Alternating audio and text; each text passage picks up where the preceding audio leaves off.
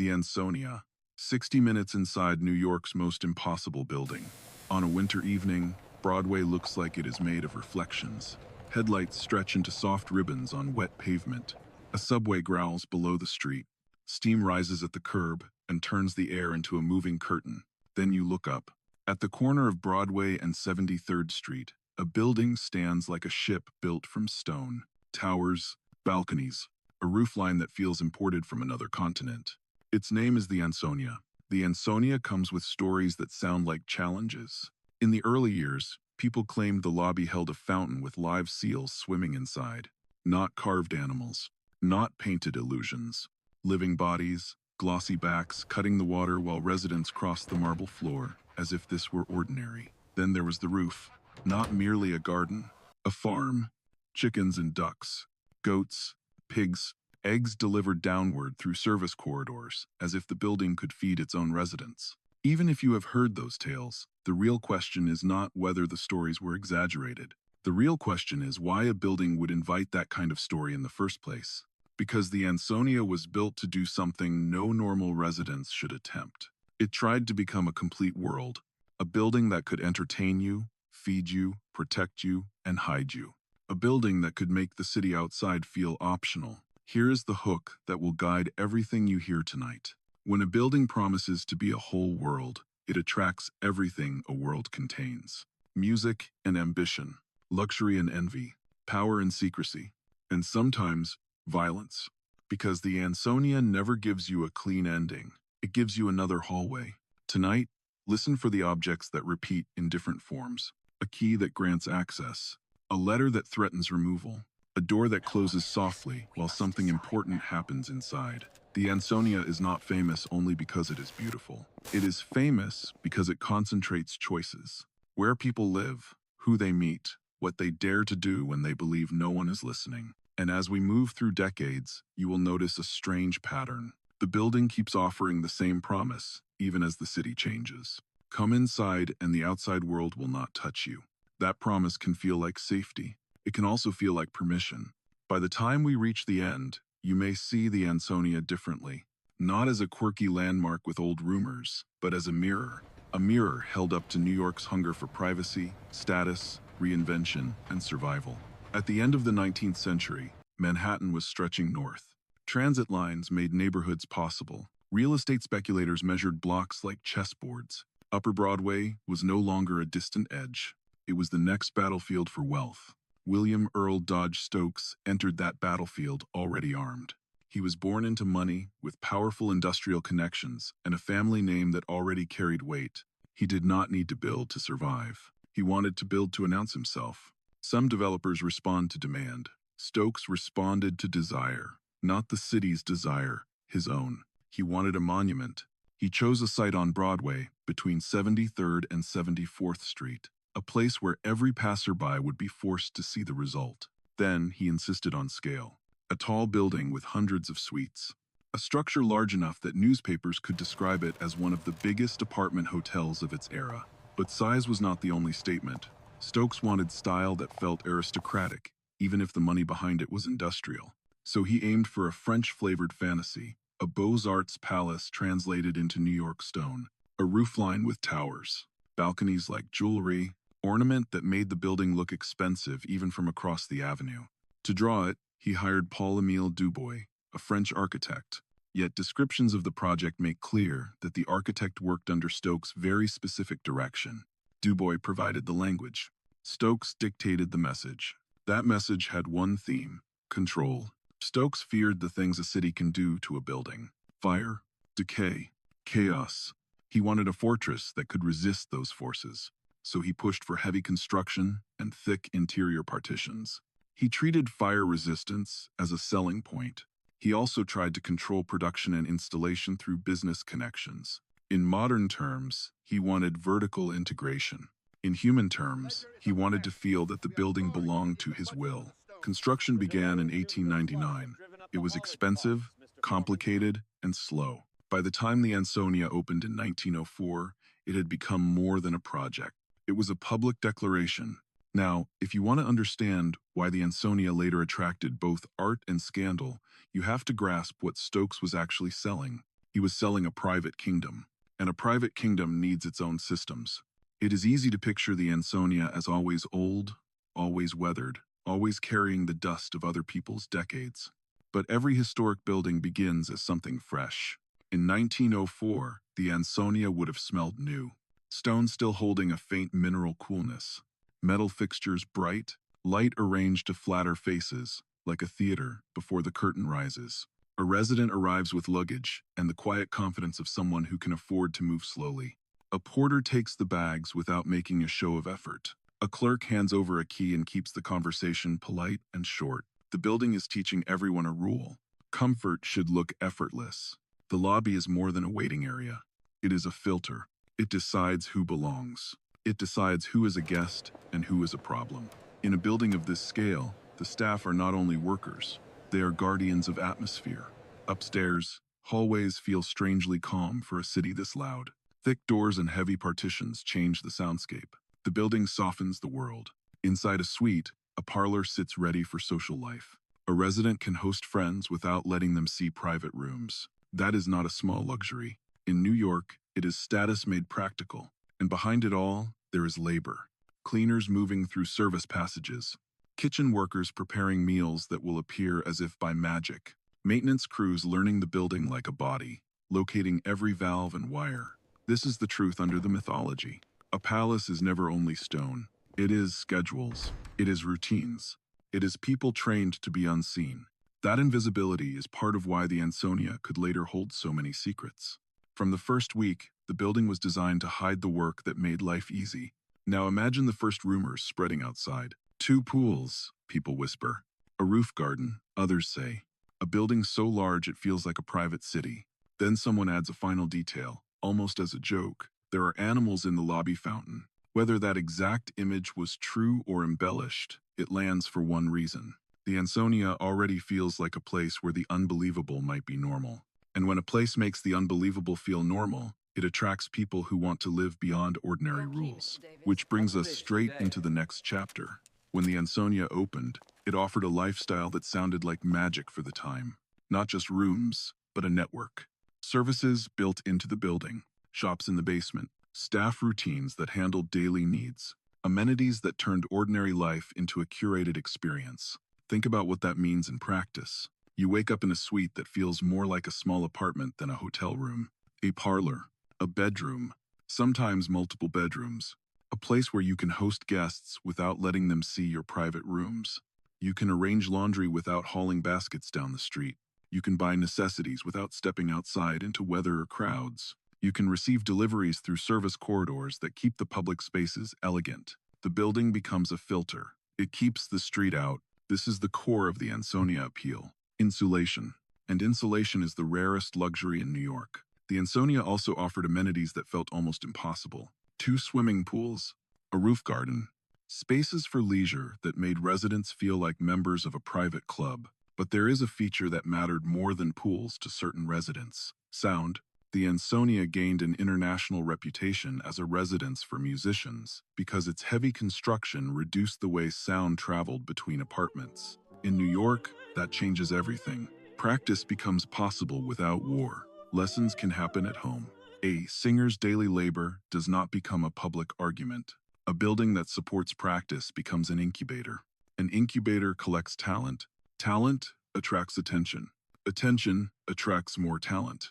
Over time, the Ansonia became associated with famous performers and composers. Even if you do not memorize the list of names, you can understand the effect. This was a building where art lived in the hallway. Now notice the unintended consequence. The same thick walls that protect music also protect secrecy. Privacy does not ask what it is protecting. It simply protects. So the Ansonia was built as a fortress of comfort. But it also became a fortress where whispers could survive. Keep that in your mind, because later those whispers will change history. For now, we need to look at the building as a machine. What systems made the Ansonia feel like its own world? How did it move information, people, and goods inside its stone body? Because that is where the story becomes strange, even before we reach seals and rooftop farms. When people say the Ansonia was a musician's building, it can sound like trivia. A fun fact for tours. But for the people who lived there, It was not trivia. It was survival. A professional voice is a fragile tool. It requires daily care and daily work. Breath exercises, vowels shaped again and again, repetition that can feel ridiculous until it becomes mastery. In most apartment buildings, that kind of work becomes conflict with neighbors. A knock on the wall, a note under the door, a complaint to management, a threat. In the Ansonia, the walls change the rules. Picture a morning lesson. A student arrives early, hands sweating around sheet music. Inside the suite, a teacher listens like a surgeon. A pianist plays softly. The student sings, fails, corrects, sings again. The building holds the sound, so the failure stays private. That privacy is not comfort, it is permission. Permission to be imperfect, long enough to become great. Now picture a different door on the same floor. A famous singer lives there, not performing, not smiling for crowds, just warming up, ordinary and tired. In the hallway, someone hears a fragment of a world-class voice and freezes. For a young musician, that single fragment is a jolt of possibility. If greatness lives next door, maybe it is reachable. This is how the Ansonia becomes an incubator. It concentrates practice, teaching, and ambition. And ambition always draws more ambition. But an incubator is also a pressure vessel. In a building full of artists, every success can feel like a mirror. A neighbor gets the role you wanted. A rival is invited to a party you were not. A teacher praises someone else. So the Ansonia offered privacy, but it also offered constant comparison. The building could feel like a sanctuary and like a silent competition arena at the same time. And now we return to the bigger point. Walls that protect a singer's mistakes can also protect a gambler's meeting. Walls that hide rehearsal can also hide arguments and schemes. The building does not judge. It contains. Hold that thought as we move forward, because the same architecture that nurtured art will soon become useful for much darker purposes. A grand facade is easy to admire. The harder part is the machinery that makes luxury feel effortless. In the early 20th century, modern living was not guaranteed. Heat could fail. Plumbing could be unpredictable. Communication inside a building could be slow. Elevators were still part novelty, part necessity, and part fear. Stokes wanted the Ansonia to feel advanced. He wanted residents to feel that the building itself was working for them. So, the Ansonia was filled with systems. Elevators became arteries, carrying residents and staff vertically. Service elevators separated the visible world from the labor that supported it. Corridors were planned not only for movement, but for discretion. The building aimed to hide the work that produced comfort. Communication mattered too. In large hotels of the era, internal message systems could involve bells, runners, and sometimes pneumatic tube-style devices to move notes and small items. The idea was to shrink time inside a vast structure. The Ansonia also depended on staff. Bellhops, porters, cleaners, kitchen workers, maintenance crews. A building like this is never only architecture. It is a workforce. It is schedules and routines. It is people who know which doors to knock on and which doors to avoid. Here is a detail that helps you feel the scale. In a place with hundreds of suites, the lobby is not just a lobby. It is a crossroads. It is a social filter. It is where residents are seen and strangers are evaluated. Which brings us to the Ansonia's most theatrical rumor. The seals. Whether the fountain held live seals exactly as people later told it, the story fits because the building was designed to make spectacle believable. Stokes understood that luxury is partly performance. If residents felt they were living in a story, they would pay for the role. Now, if the lobby can hold spectacle, what can the roof hold? That question is how we reach the farm. Because the rooftop farm was not only weird, it was the clearest expression of Stokes' dream. A building that could feed itself. Before we climb to the roof, step back onto Broadway and look again at the outside. Most people see a big old building and stop there. But the Ansonia facade is not random decoration. It is a message written in stone. The towers and dramatic rooflines signal ambition.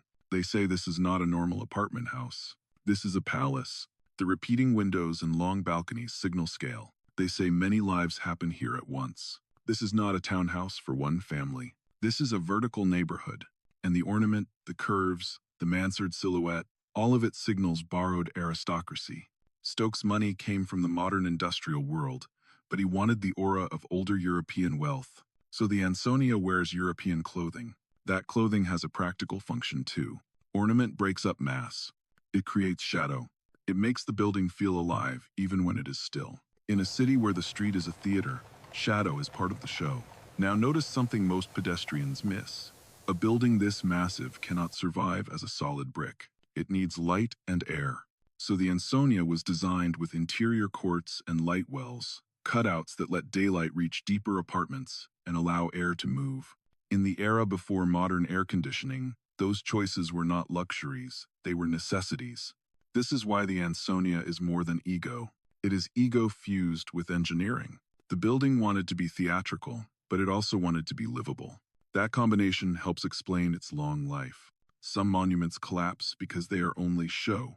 The Ansonia endured partly because its heaviness and internal planning made it durable. But durability does not mean the building can ignore consequences. The same internal courts that bring light also bring sound patterns and privacy patterns. You can be close to neighbors and still never meet them. You can share a vertical city and remain a stranger. In a building like this, you are always near other lives, and yet you can still vanish. That is not only architecture, that is psychology. And once you understand the facade as a message, the rooftop farm makes even more sense. It is the next line in the same argument. A palace should not depend on the street. A palace should provide its own comfort. A palace should feel like a world. So when we climb upward, we are not only visiting a roof, we are watching the building try to complete its dream.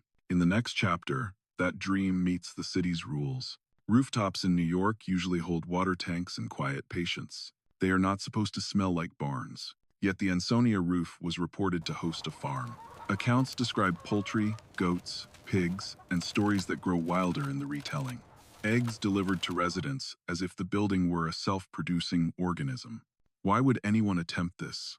Partly for practicality, partly for theater, and partly for a deeper motive. Stokes wanted a closed loop. He wanted the Ansonia to provide not only shelter, but sustenance. He wanted to prove that architecture and management could simulate a self-sufficient world. If you listen closely, you can hear the same impulse modern developers sell with cleaner words. Self-contained living, amenities without leaving, community inside the building.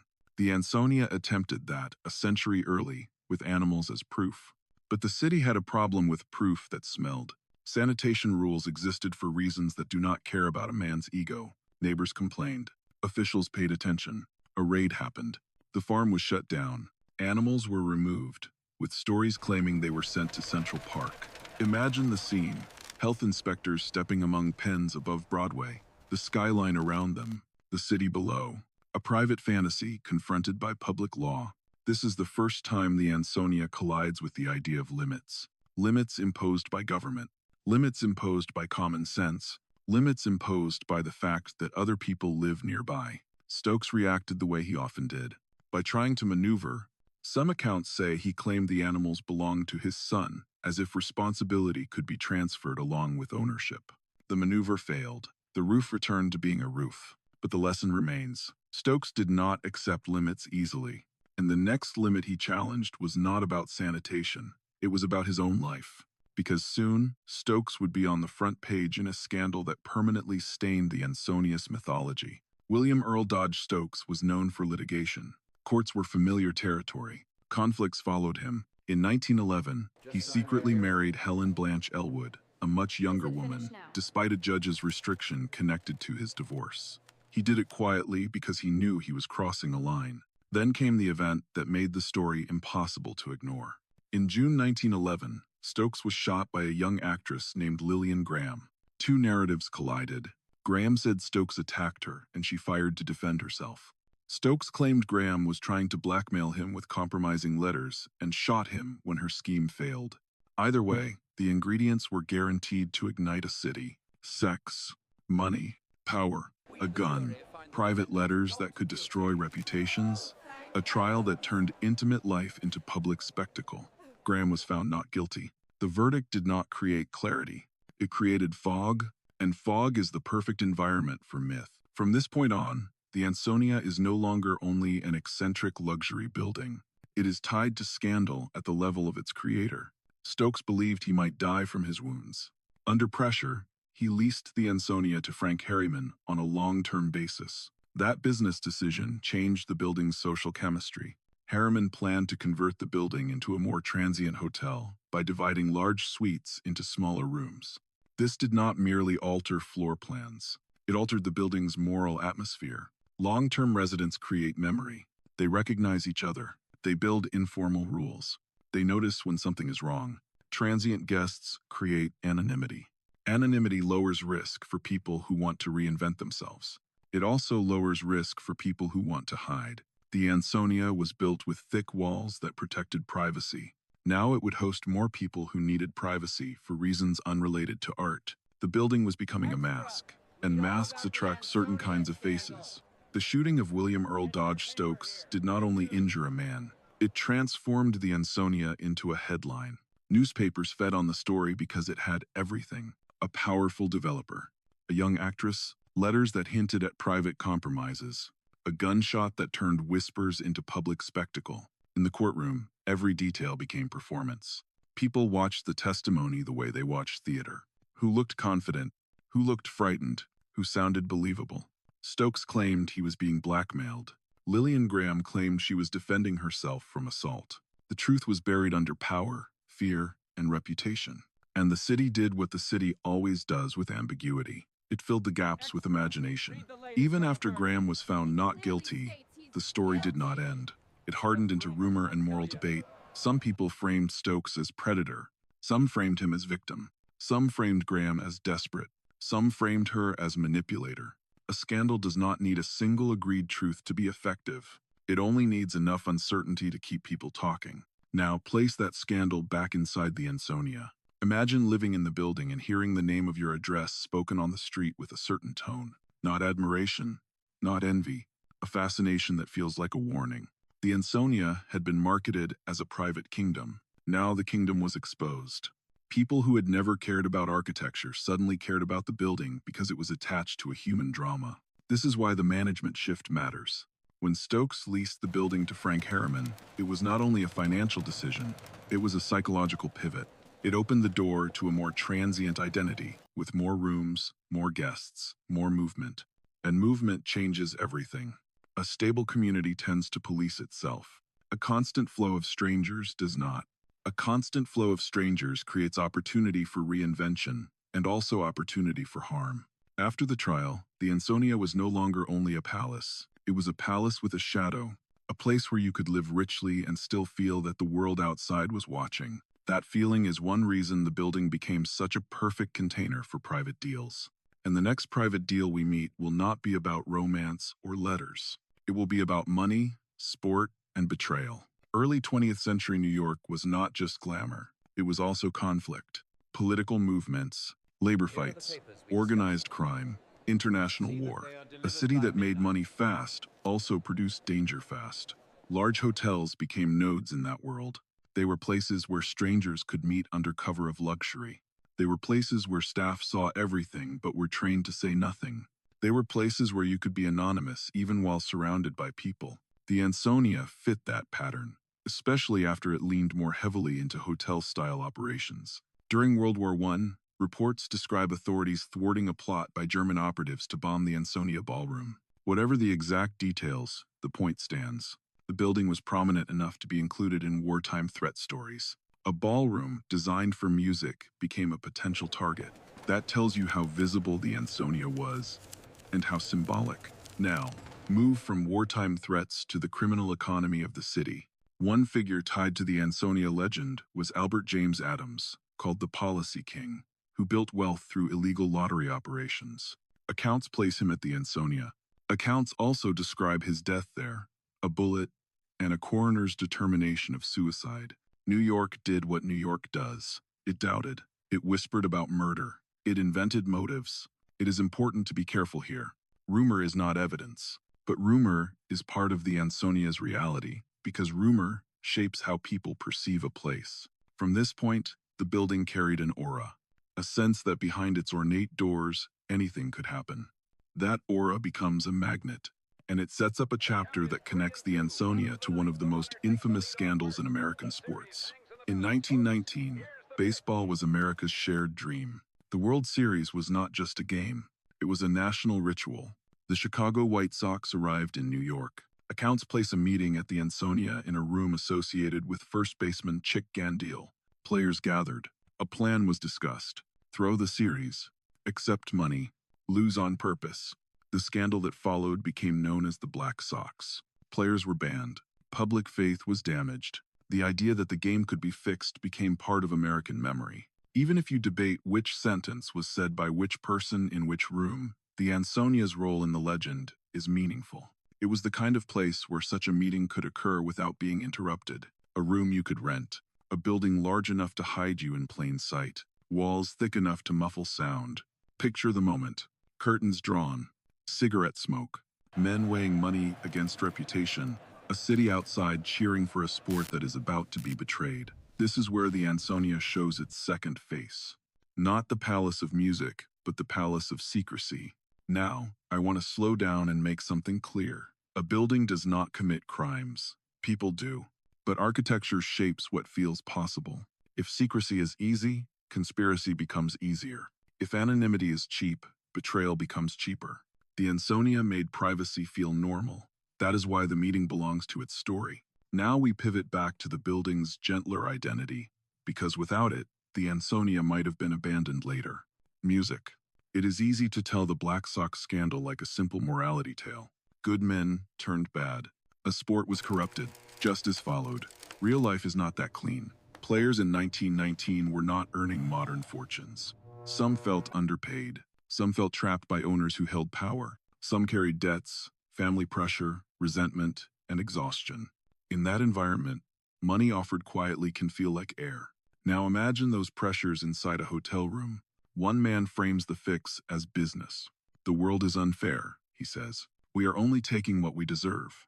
Another man sits on the edge of a bed, staring at the floor, trying to find a way to accept money without accepting shame. A third man stays quiet, and his silence becomes a decision disguised as hesitation. That is how a conspiracy forms. Not with dramatic speeches, but with rationalization. The Ansonia mattered because it made the meeting easy.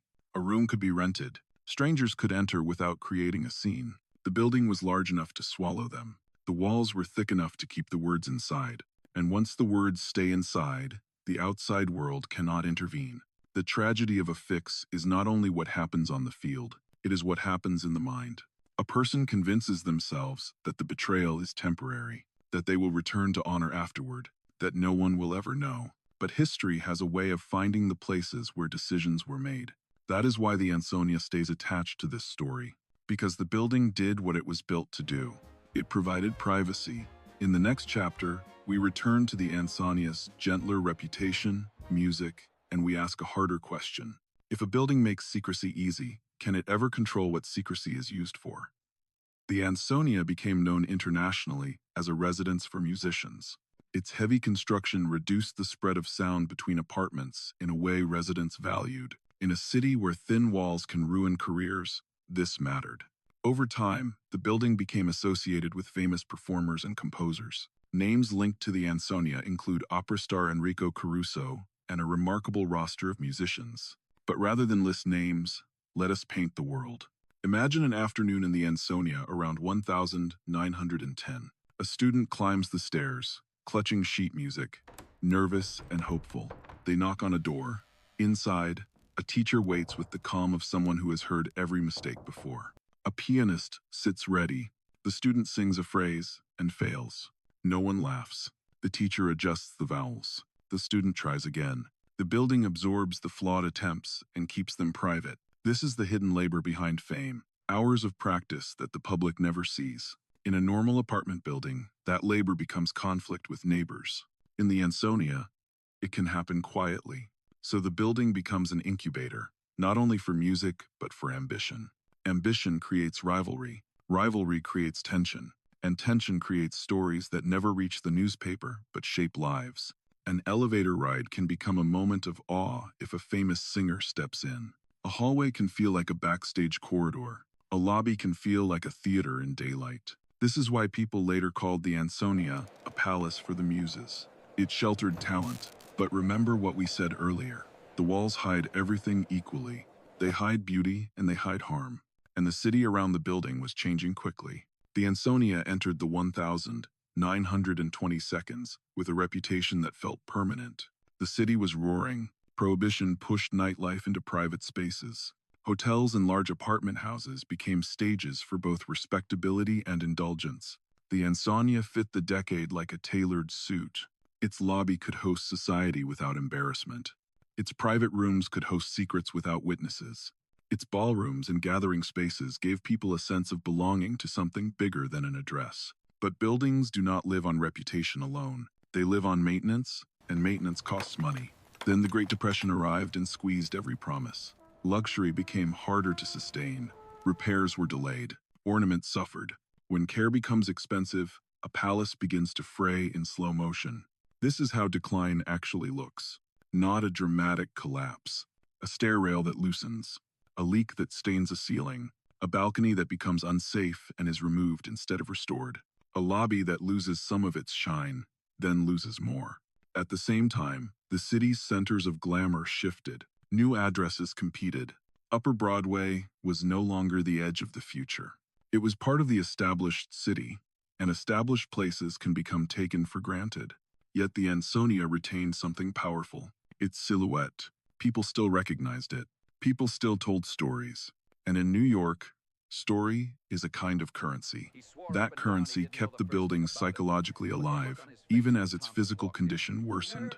A place can be famous and worn at the same time. That mixed identity attracts two kinds of people: those who want the prestige of the myth, and those who want the opportunities created by neglect. If a building feels half protected and half forgotten, it becomes a perfect stage for reinvention. Not always beautiful reinvention. Sometimes reinvention that lives in shadows.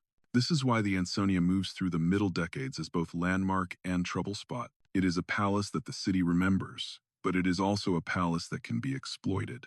By the time New York enters its later crisis years, the Ansonia is no longer only a destination. It is a problem to solve and a story to defend. And that is when the battle over what the building should be becomes unavoidable. The 1,920 seconds brought nightlife, prohibition, and a culture that loved spectacle. Hotels became stages.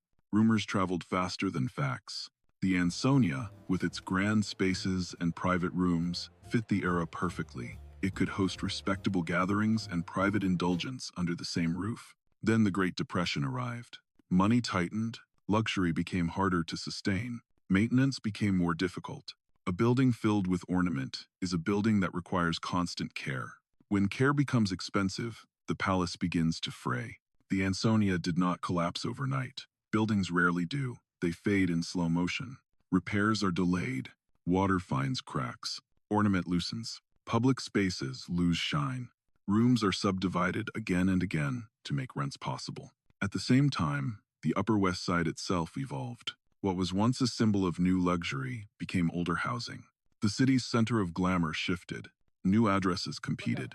Yet the Ansonia retained something valuable. Its myth. People still recognized the silhouette.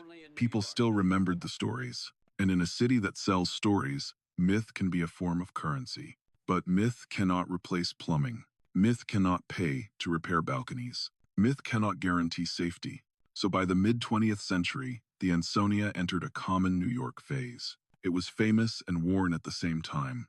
That condition creates vulnerability, and vulnerability invites a new kind of reinvention. By the late 1,960 seconds and 1,970 seconds, New York was in turmoil. The city faced financial strain.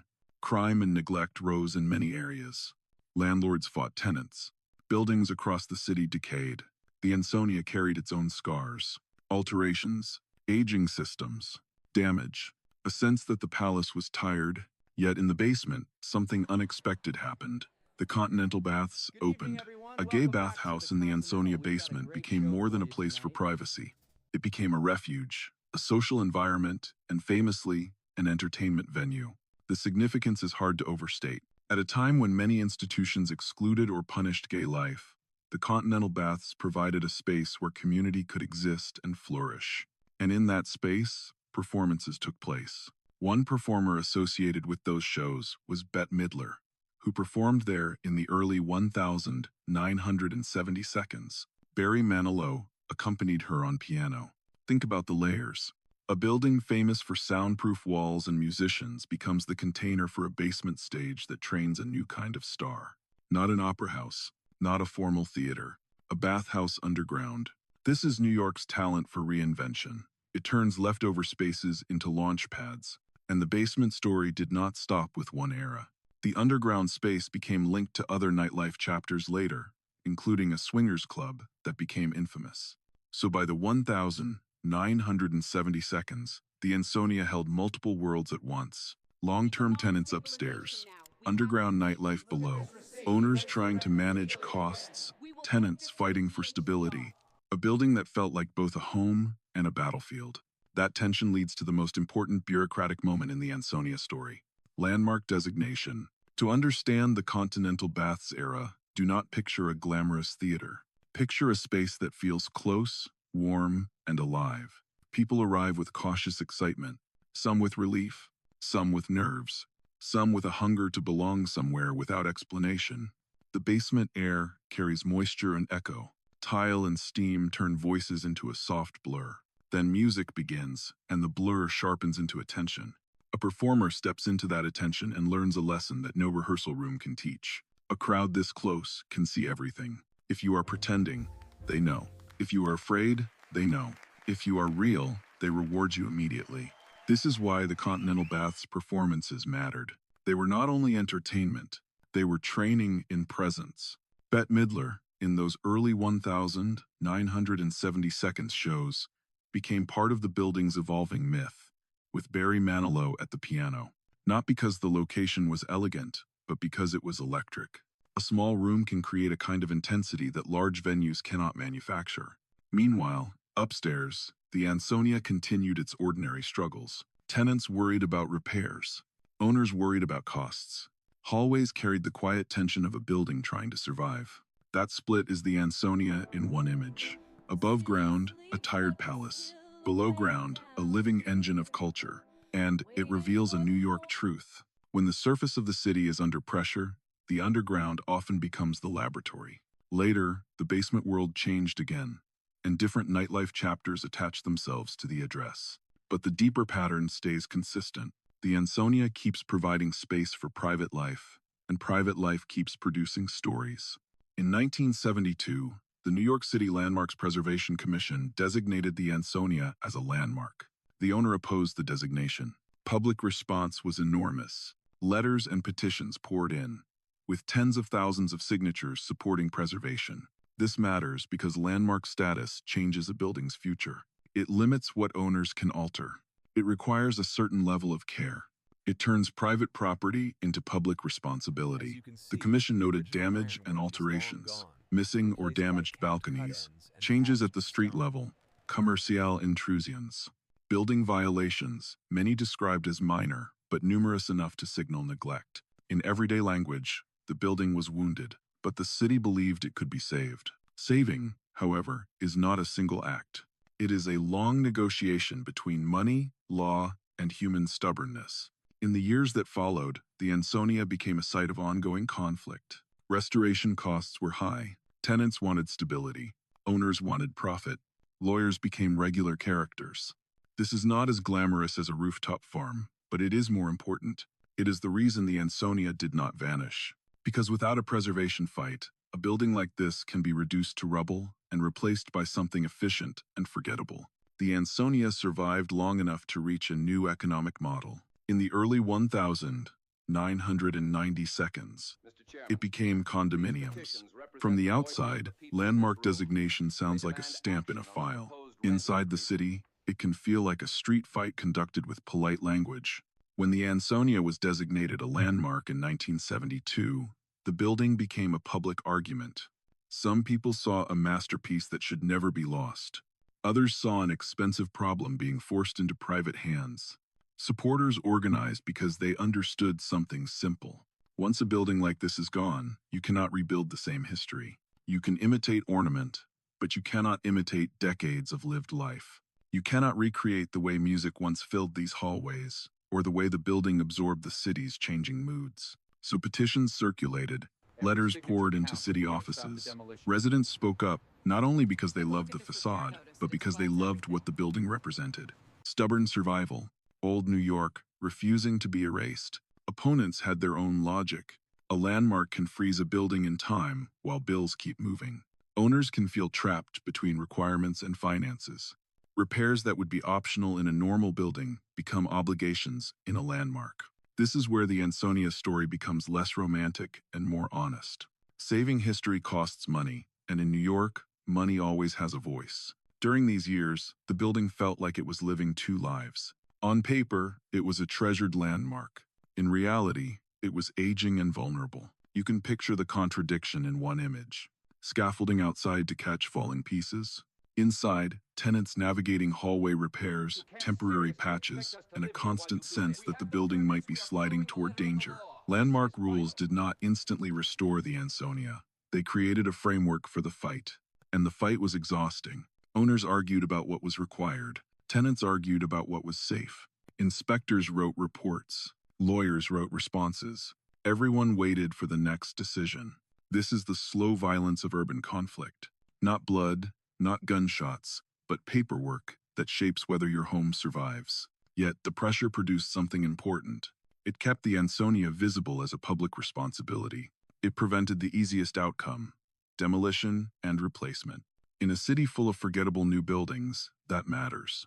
Because the Ansonia is not only pretty, it is a record of an era when developers still believed architecture could sell a fantasy of total living. Over time, the preservation framework helped push the building toward a different economic model, one that could fund larger repairs. That is the bridge into the next chapter. The legend becomes an asset, and the Ansonia begins to survive through ownership rather than through myth alone. Condominium conversion changes a building in ways that are both visible and invisible. Visible changes include renovations, repairs, restored ornament, updated systems. Invisible changes include social chemistry. Who owns? Who rents? Who can stay? Who is pushed out? Who gains power in building decisions? In the early 1992s, the Ansonia was converted into condominiums. Some long-term residents remained under rent regulation, while other units entered a luxury market. The building moved again toward prestige. But this was a modern prestige shaped by real estate economics, not by early 20th century spectacle. Over time, restoration revived parts of the facade. The palace regained some shine. The silhouette remained iconic. Then, popular culture found the building again. The Ansonia's look helped inspire fictional apartment buildings used in murder mystery stories. The appeal makes sense. A building with ornate doors, long corridors, and hidden layers feels like it was designed for secrets. But the Ansonia does not need fiction to be interesting. It already contains more genres than most novels. And that brings us to the final act. We have traveled through decades. Now, I want to make the Ansonia feel immediate. In the next chapter, we reconstruct a single day inside the building across time. Not a single invented date, but a composite built from the kinds of life the Ansonia has contained. Because a building like this is best understood not as a timeline, but as a rhythm. When people talk about saving a historic building, they picture scaffolding and restored stone. They picture heroic construction. They picture a ribbon cutting. Inside the building, survival often feels less cinematic. It feels like paperwork. A letter with a date at the top. A notice slipped under a door. A paragraph that turns a hallway into a battlefield. This is a New York truth. The city is built not only from stone and steel. It is built from rules, leases, and disputes that arrive in envelopes. Imagine being a long-term tenant in the Ansonia after decades of change. You have watched the building shift from prestige to wear. You have watched repairs delayed. You have watched businesses come and go. Your home has survived, but it has never been fully stable. Then a letter arrives. Maybe it announces a renovation plan. Maybe it hints at a change in ownership. Maybe it pressures you to move. Maybe it promises repairs and fails to deliver. Whatever it says, the emotion is the same. A tightness in the chest, the sense that your life is being negotiated by people who do not know your name. Now imagine the owner side. Landmark status can limit fast, cheap solutions. Restoration costs can be enormous. Income may not match the work required. The building can feel like a burden and an opportunity at the same time. So the letters multiply. Tenants organize. Owners hire attorneys. City agencies cite violations. Preservationists demand standards. The building becomes a legal organism, alive with documents. This is why condominium conversion becomes such a dramatic pivot. It changes the meaning of power inside the building. Ownership becomes distributed. Decisions become political. Money enters the story as both rescue and threat. Some people see conversion as salvation because repairs finally happen. Others see it as erasure because communities built over decades can be pushed aside by prices. Both perceptions can be true. The Ansonia survives, but its internal world changes. And that raises the question we end with. If a building is saved physically, what happens to the memories that made it worth saving? Morning, 1904. The lobby is new enough to smell like stone and polish. Staff stand ready. A resident descends in an elevator, holding a newspaper and moving with the calm of someone who expects service to appear. In service corridors, deliveries arrive. Food, laundry, packages. If the rooftop farm is operating, eggs appear in baskets, moving downward in quiet routine. A guest enters the lobby. They glance at the fountain. If the seal story is true for this moment, a dark shape cuts through the water and the guest hesitates, then decides not to ask questions. Because in a building like this, questions feel impolite. Late morning, 1910. A pianist repeats a phrase. A singer warms up. The walls swallow sound. This is not romance. It is work. Art built from repetition. A student leaves a lesson with trembling hands.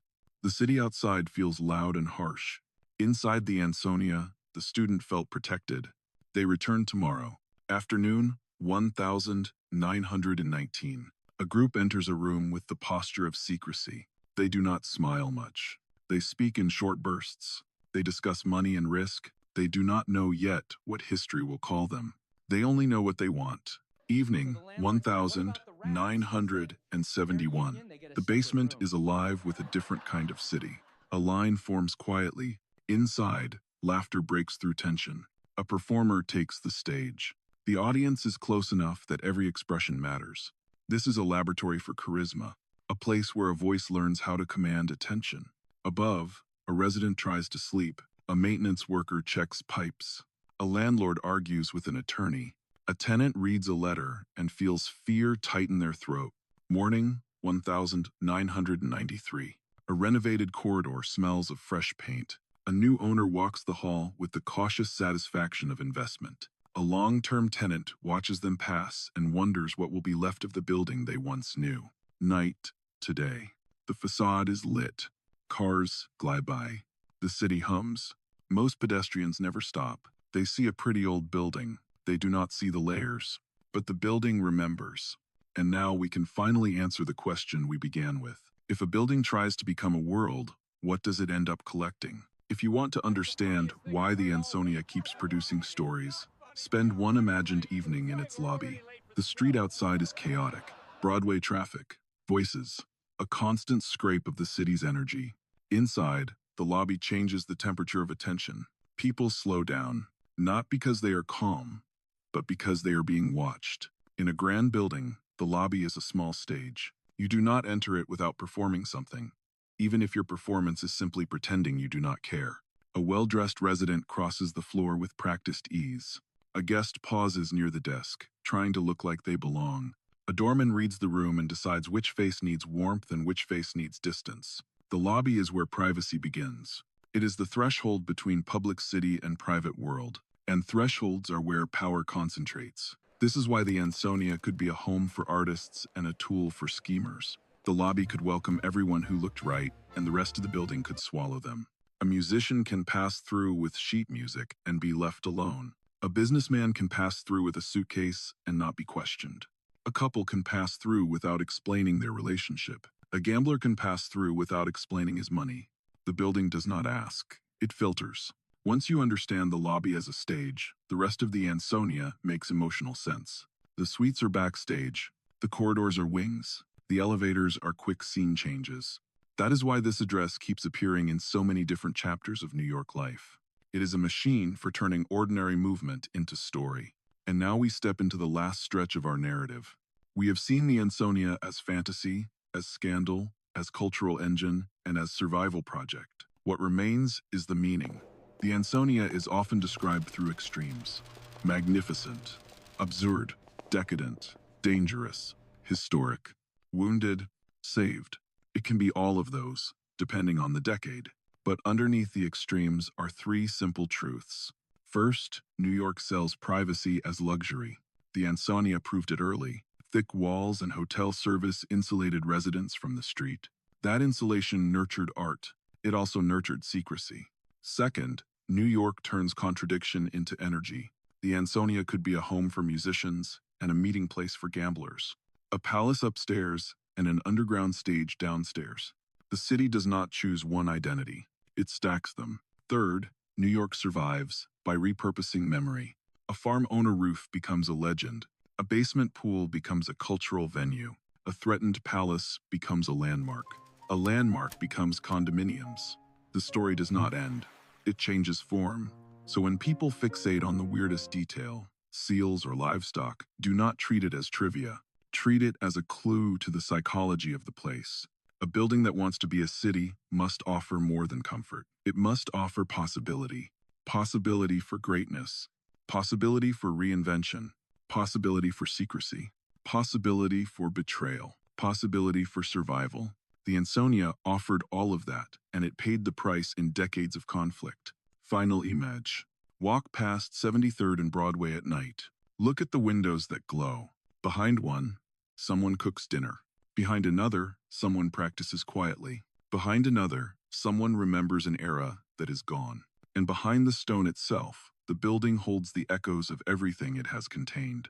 Opera scales, whispered deals, legal battles, basement applause. A palace that tried to become a world that moved in and made it complicated. And one last question, the kind no building answers out loud. When a place becomes expert at holding secrets, does it ever learn how to forget?